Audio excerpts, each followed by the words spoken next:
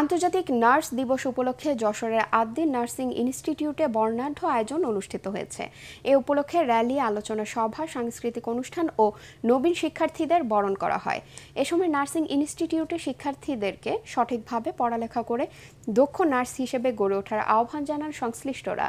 যশোর প্রতিনিধি তামান্না ফারজানার রিপোর্ট, জানাচ্ছেন জাহিদুল আলম।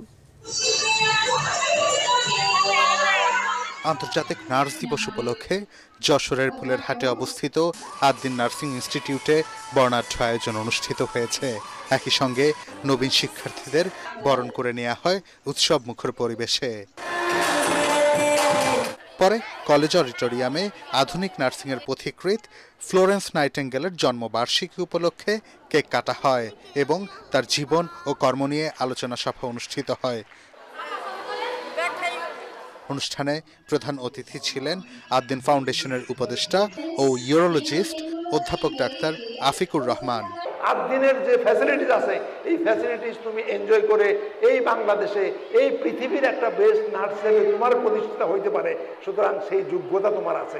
অনুষ্ঠানে নতুন শিক্ষার্থীদের প্রতি দিক নির্দেশনামূলক বক্তব্য রাখেন আদ্দিন সকিনা মেডিকেল কলেজ হাসপাতাল ও আদ্দিন নার্সিং ইনস্টিটিউটের associate director Najmun Nahar, nursing ইনস্টিটিউটের অধ্যক্ষ ডক্টর ফিরোজা বেগম, 500 শয্যা বিশিষ্ট আদ্দিন সকিনা মেডিকেল কলেজ হাসপাতালের পরিচালক doctor Imdadul Haque, rail road Ad-din Sakina medical college হাসপাতালের পরিচালক ডাক্তার শিলা পোদ্দার এবং আদ্দিন সকিনা উইমেন্স মেডিকেল কলেজের অধ্যক্ষ অধ্যাপক ডাক্তার সঞ্জয় সাহা। আপনাদের দক্ষতা, ভালোবাসার কারণে সমাজে সুস্থতা এবং মানবিকতা সামনের দিকে এগিয়ে যাচ্ছে। তোমরা নিয়মিত পড়াশোনা করবো, আমাদের কথা শুনবা। অনুষ্ঠানে 21তম ব্যাচের নবীন শিক্ষার্থীদের ফুল দিয়ে শুভেচ্ছা জানানো হয়।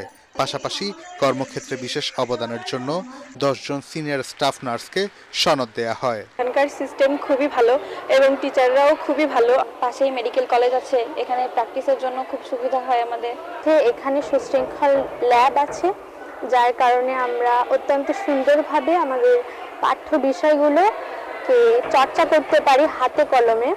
আয়োজকরা জানান, নার্সিং পেশাকে আরও মানবিক, দক্ষ ও প্রযুক্তি নির্ভর করে গড়ে তোলার প্রত্যয় থেকেই এই আয়োজন। Bureau report, ATN Bangla.